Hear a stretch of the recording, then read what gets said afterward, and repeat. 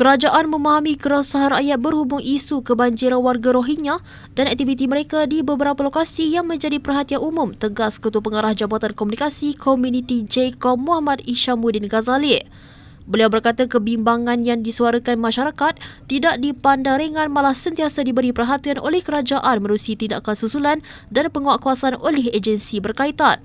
Menurutnya, isu yang tular di media sosial perlu ditangani secara proaktif kerana ia mempunyai kesan langsung terhadap ketenteraman komuniti dan persepsi rakyat. Beliau berkata demikian ketika sidang media selepas membuat laporan berhubung tindakan individu yang mengganggu operasi di permis kerajaan di Ibu Pejabat Polis Daerah IPD Putrajaya. Secara jujur, saya faham kerisauan rakyat Malaysia. Hari pertama saya lantik, saya terus pergi ke 3 pasar tau.